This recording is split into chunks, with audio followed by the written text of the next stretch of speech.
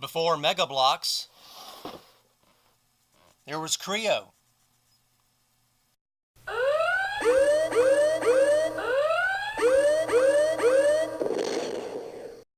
Kre-O's Star Trek license took effect around the time of Into Darkness's release, and it's made by Hasbro. Kre-O is. They have a few other licenses, including Halo and Transformers, and that's pretty much it as far as Kre-O goes. A little disappointed that it wasn't Lego, but as a Star Trek starved toy guy, I was more than happy to pick it up. Nonetheless, let's open the box, and you'll see what's in when you get a Kre-O Star Trek set. Big white pieces, a giant Stardrive section, more white pieces, the saucer section, the bridge, bits and pieces, and some figures and stickers as well. Considering the size of the piece itself, you would think there'd be many more individual pieces. There's only 432. But let's put it together and we'll see what's what. Before I get too deep, I want to point out the Stardrive section. It's very nice. It comes shipped flat like this, and when you swivel it, you get the more familiar shape. There are LEDs inside the nacelles and where the navigational deflector is. And this is where a photon torpedo missile will launch. And there's a button for to turn on the lights. No sound though. I am disappointed. I would love to have had a Lego set, a building block set wherein you could create your own starship. With this, you're pretty much locked into the standard Constitution class configuration. Maybe have it swivel this way so you could have something more Reliant like. Or have it so you could put one nacelle above and one below. Something like that. Of course, that'd be difficult given the electronics, but I might be willing to give a pass on the electronics if I had more versatility to create my own types of starships. So anyway, back to the construction. And here we are. Let's remove the top of the saucer. And there's all the people. Well, where to begin? It keeps the simple bridge design. There's a view screen that pops up there, but I'll keep it flat for now. I got Sulu and an alien. I'll talk about the alien later. Sulu, Kirk, Spock, Uhura, Scotty, and McCoy. And, well, the bridge was very, very plain. For example, these pieces here, these control panels, over helm and navigation, I added those myself. Those are actually Lego pieces. If I can peel one off. The helm console was just so plain. Like over here, that's what it looked like. It was white with the two blue knobs, a gear shift, and one scanner bit where the astrogation panel is, and there were two, plain pieces there. So I added this Lego control panel just to make it look like there was something going on. And I also added, if you can see the sides, and if you'll recall Star Trek Into Darkness, the somewhat cyborg-like science officer, Officer 718 I think his name was, stood in front of these glass, Minority Report type panels. So I took a Lego window and another one of those Lego control panels and put it here on the side of the bridge, just to make it look like there was something else going on. Let's look at the back. Spock and Uhura back here. Again, added another control panel. You can see the panels that came with. I mean, it's a very nice design for what it is, but it was just rather plain, I thought. So I added some touches to make it a little bit better. One of the failings of Kre-O figures is that they are hyper-articulated. Now, Mega Bloks' figures are also very articulated, but Kre-O's is to their detriment. This is Kirk. His hair keeps wanting to come off, and he has some sort of fade on his face. Don't know what's going on there. Regardless, his legs. They are separate, and they have a mind of their own. It is very difficult getting them to sit in a chair properly. You have to two-hand it. You have to force it into position. It's always very difficult to get Spock and Uhura back in place because of their legs. In fact, you can see I have McCoy standing kind of lopsided because he is so difficult to get into position. But, you know, that's the figures. Let me push the button on it so you can see the lights. And then the cells light up nicely. And the navigational deflector. Pretty cool. And it does launch a photon torpedo missile. That's a long torpedo.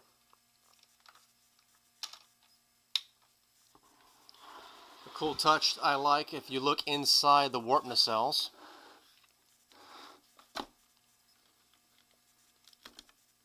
I didn't mean to take it apart, but nonetheless, these pull up. When you look inside, you see these silver and red tubes. If you're familiar with a lot of sci-fi, including Star Trek II, there are some standard props that make their appearance in The Last Starfighter, Star Trek II, and several other movies from the 80s especially. And that's what that looks like. And that is the Enterprise from the rebooted movies.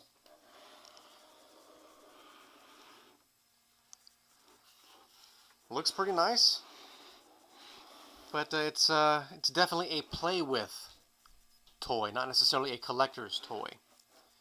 It doesn't look enough like the image, like the ship itself, to count. Let me put the top on. Unfortunately, because of my modifications, it is difficult to put the top on the saucer easily. Plus, because of the figures, you'll have to lay them down.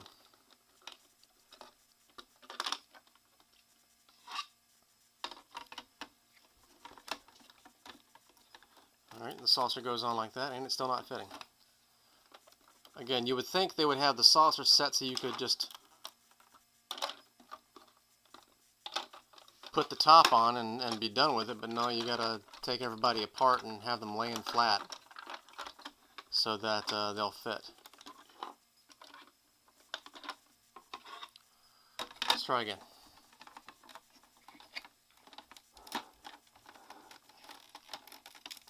Well, close enough. Doesn't, the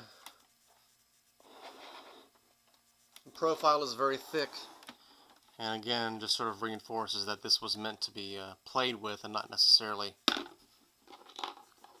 a collector's thing, not for display purposes, really. Alright, well, that's the Kre-O version of the Enterprise. Let's do some other Kre-O items from the Star Trek line. From Into Darkness, there is the Vengeance. Hang on. There we go. Very, very gray. But as you can see, it uses some of the same pieces. The Stardrive section is the same.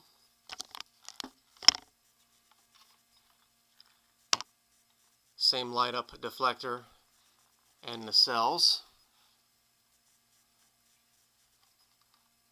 The bridge is different. The saucer section is different. It has the hole just like the movie version did, and it opens up for one seat for you to put your John Harrison figure in. Weapons on the side. Some nice additions here on the side of the engineering section to simulate the extra weapons the Vengeance had. And a problem, though, by reusing the Stardrive section that they had for the Enterprise, you can see the shape of the nacelle pylons. They bow that way. If we look at the actual ship itself, and here is the Vengeance as released by Eagle Moss, the nacelle pylons actually bow that way and not this way. Nitpicky. But that's the Vengeance. The Vengeance came with a bunch of the defense contractor characters that Scotty messed around with on the ship. And that might be Admiral Marcus, can't really tell. Likeness is not really a concern when it comes to Kre-O. Also from Into Darkness, I may have showed this before, but it is the Klingon D4 Bird of Prey. Very cool. I did like the ship in the movie, and the Kre-O version of it is pretty nice as well. The wings are positionable. There is a light inside the bridge. That's pretty cool. The red. And it even has things here to attach strings so you can have Klingons dangling and go flying in just like they did in the movie. Klingon D4 Bird of Prey from Into Darkness. Speaking of Klingons and the exclusive Toys R Us set, there was the Klingon Battlecruiser. I did show this in the Mega Bloks Klingon Battlecruiser set. It too has a light up bit. It lacks the menacing bend of a Klingon Battlecruiser, but still looks pretty good for Kre-O. And there's a few spaces on the inside for Klingons to sit. And you can see one of the Kre-O Klingons on a bat'leth right there.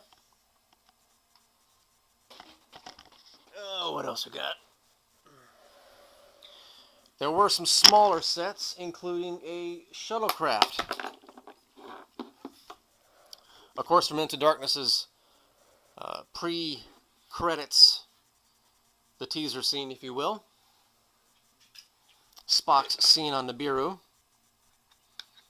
This too has a light brick. You press that, and the interior of the shuttle lights up.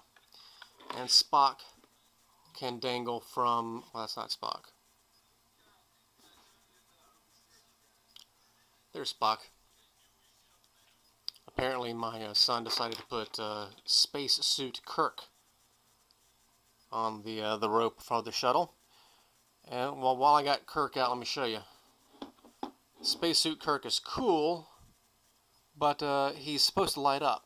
And unfortunately, getting him to light up is very difficult. You got to press his backpack, and he just barely lights up. Jeez.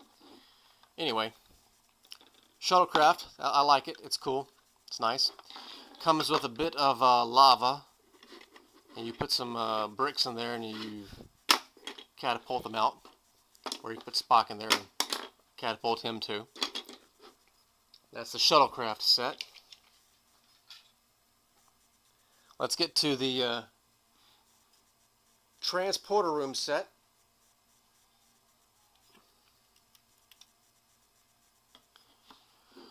Rather flimsy, as you can see. On this side you're on a planet, and on this side you're in the ship. He works like this. You slide this thingy here, the person on the one transporter pad rotates, and there is a flashing LED effect as he beams away. Very simple, nice little effect, but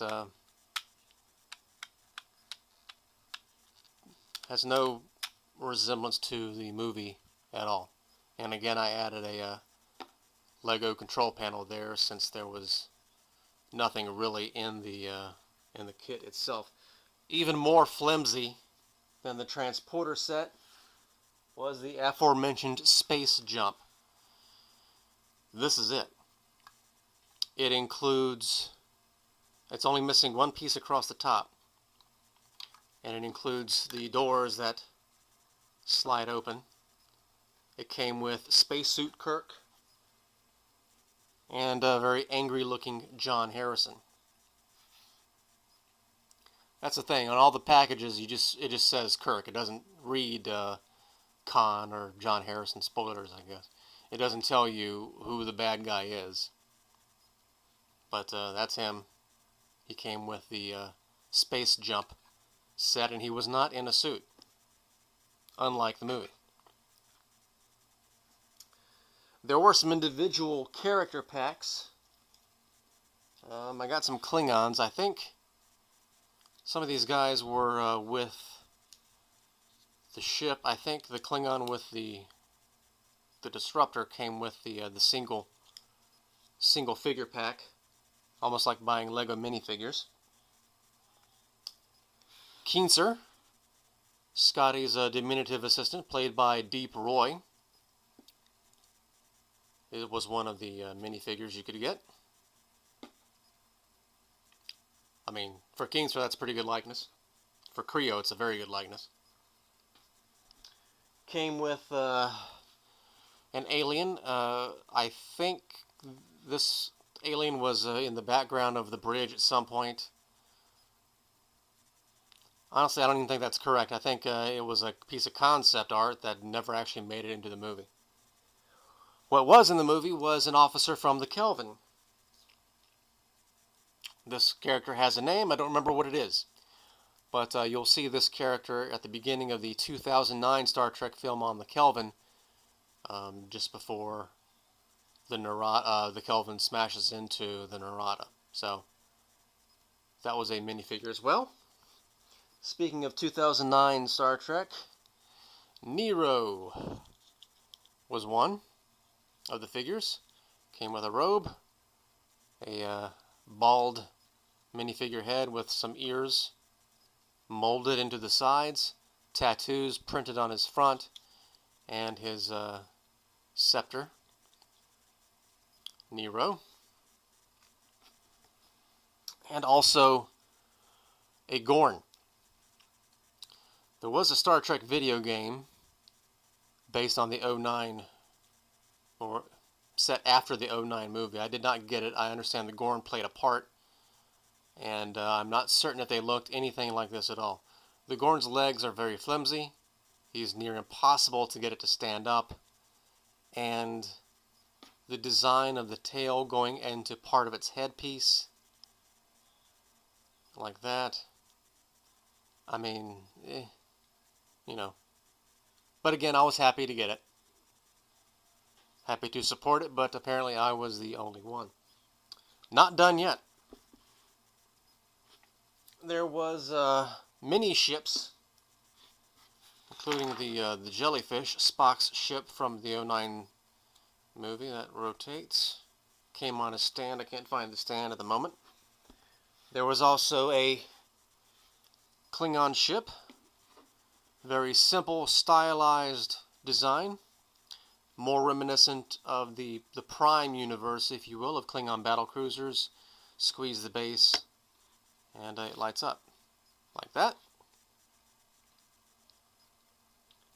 There was a Kelvin mini ship. Not really looking much like what we saw in the movie. The warp nacelle is too... excuse me, this is the warp nacelle. The engineering hull, which was above, it's just too small, but again, light up base. Kelvin. And lastly, an Enterprise mini ship. I added that piece there because there was no deflector dish for some reason. Light up. So yeah, there you go. Kre-O and their Star Trek license.